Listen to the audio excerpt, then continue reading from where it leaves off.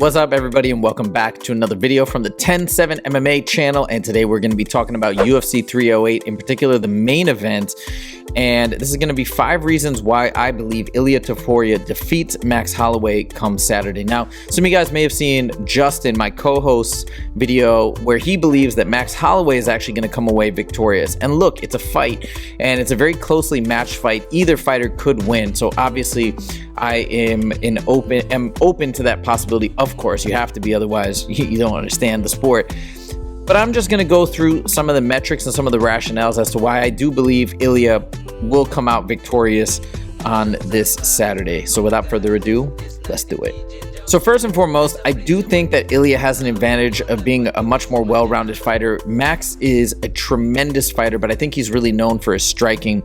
One thing about Ilia, he is kind of known for his striking and his knockout power, which we're going to get to later. But one of the things you may not realize, but if you look at his Wikipedia page, at the age of 7, he started practicing Greco-Roman wrestling. So he is a wrestler. He's got a grappling base, and moreover, he then had 4 straight submission wins on the Spanish regional scene. Okay, so at the beginning, he is a grappler at his core. He is a Brazilian Jiu-Jitsu black belt along with his brother. So I think one of the interesting things about Topuria is he's known for his striking, his speed, his boxing. People say his boxing is phenomenal, which it is. Of course, he knocked out Alexander Volkanovski. But what they're not mentioning a lot of times is that he's got this tremendous threat in the submission realm. So I think that adds to his ability to strike effectively, because people do have to worry about that. We saw against Jai Herbert when he did take a really bad shot to the head and he was dropped.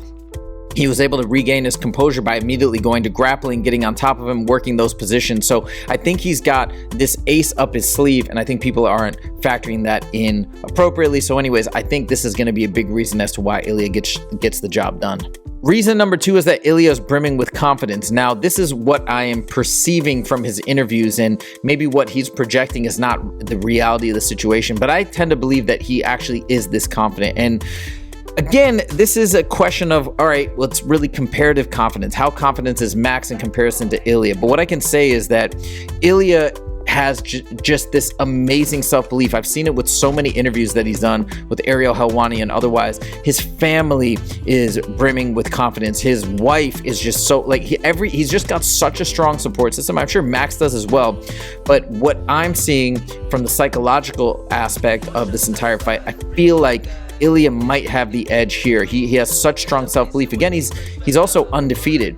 Now, I know that can go both ways for fighters, and depending on personal psychology, sometimes maybe that can give you too much confidence or a false sense of self-belief, maybe that you're just invincible, and that can come and bite you eventually. But I don't think it's going to be a detriment to him, because my perception of Ilia is that he's brimming with confidence, but he's still down to put in all the work. He's working extremely hard. He's training hard.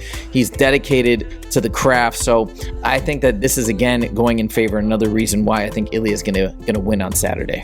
Reason number 3 is I think Max is going to have a much more difficult weight cut than Ilia. Now, if you look at a recent interview, this is just a screen grab I did of a recent photo of Max Holloway. And again, I don't know if this tells the full story, but it does seem like, I've heard other fighters say this, that he does seem quite dehydrated. His cheeks seem pretty sunken in. And if you consider the fact that at UFC 300 he fought at lightweight, that's of course when he fought Justin Gaethje. Now, the interesting thing about that fight is Max himself talked about they were putting on the weight the right way, meaning he didn't just go in without cutting weight. He actually built on and added muscle to his frame. So Justin has talked about this, that when you actually have to cut back down, it's not as easy as just, oh, we just lose the muscle and it's no problem. It's a difficult process, according to Justin. Again, I haven't gone through this process myself, but according to Justin, it's difficult to burn that muscle off. You have to do a lot of things to get your body to release and burn off that excess muscle. And as a result, it might be that he just has to dehydrate himself more. So if he's going to have a more difficult weight cut, especially with somebody as explosive as Ilia, I think that's going to be really problematic. We've seen fighters dehydrate themselves to a greater extent and then be that much more susceptible to getting knocked out. It's one of the reasons why I believe, or many believe, that Alex Pereira was knocked out by Izzy. And I mean, there's so many examples of this, but again, I think the weight cut is going to be tougher on Max, and I think that's going to be problematic, especially going up against somebody like Ilia. Now, Ilia, conversely, has talked about, and again, this could be a little bit of a show and maybe just trying to show, hey, I've got everything dialed in and projecting some sense of confidence. But Ilia always talks about how easy the weight cut is. He's got a nutritionist. They even like make a little bit of a wine drink that he drinks that it helps him. He kind of parties and relaxes, and the wine also dehydrates him. I don't know how many other fighters do this, or if this is, I assume it's scientifically sound, and it does kind of make sense with the exception of the toxins that alcohol introduces into your body. But let's say they've dialed it in, and it just sounds like they have. I think he's going to have a very smooth weight cut. He hasn't gained weight and lost weight. So I don't know. This is another factor that leads me to believe that Ilia is going to win.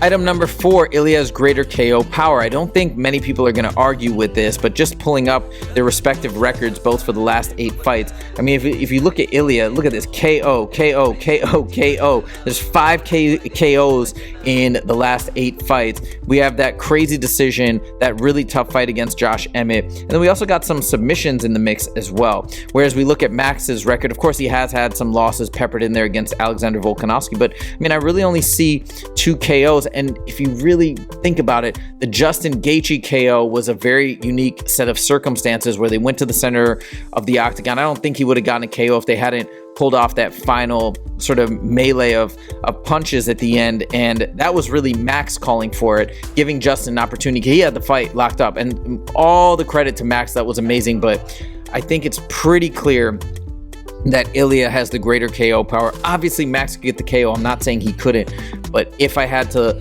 look at these statistics objectively, I think we all have to agree that Ilia has the advantage here as well. Last but not least, Ilia's taken less damage. So one of the things that Justin has said is he looks at fighters in terms of when we talk about age and all these things, it's not so much about the age, it's really about the damage. It's about the wars that you've been through, and Max has been through way more wars than Ilia. Now there's all sorts of other factors that we're not able to take into account. What is their lifestyle like, what's their diet, what's their nutrition, what's their recovery, what are all these different elements that are helping to maintain their bodies and maintain their physical stature, right? So I'm just going purely on records, age, things like that. So there could be a lot of missing information here, but if you look at their ages, first of all, 27 to 32, not the biggest age difference, right? Max is still a very young guy, and most guys, especially in these divisions, like he should be in his prime right now. He should be at his peak physical performance combined with a really sound mental standpoint as well. So Max is in his prime, I get that. But if you look at Ilia, I mean, he's had less than half the amount of professional fights. He's undefeated, right? He did take that heavy head kick against Jai Herbert, but that was pretty much it. He hasn't taken much damage. So I think, again, that speaks to the fact that Ilia will likely have a more durable chin. And again, one of the things that Justin says is as you start to accumulate damage, your chin just kind of starts to go. And then once it starts to go, there's no really bringing it back. There's no turning it back. So it's not that I can say Max doesn't have a great chin, because he's never been knocked out. So of course he's got a really tremendous chin, but I think the wear and tear and maybe where his chin is now versus several years ago, I would imagine just by the nature of how many fights he's been in and the damage that's accumulated, it's probably less sturdy. And again, we have to consider this with the weight cut as well. So as a result, once again, another factor in favor of Ilia. So there's my 5 reasons why I believe Ilia will defeat Max Holloway on Saturday at UFC 308.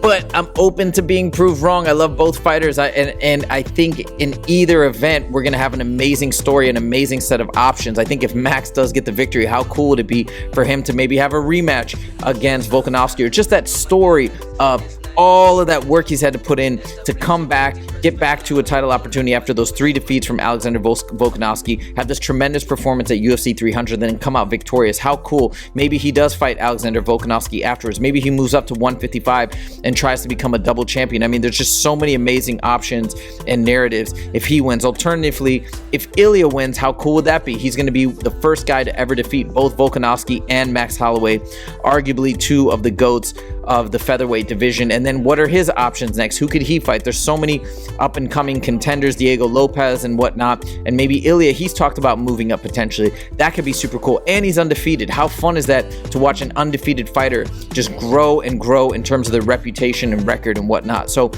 whatever is going to take place, I think we're gonna see a lot of cool options and a lot of cool pathways from this fight. So I cannot wait. Let's go UFC 308. Thank you guys so much for joining. And if you did like the video, make sure to click that like button. If you want to see more from the 10-7 MMA show, make sure to click subscribe. Thank you guys so much, and I'll see you in the next video. Take it easy.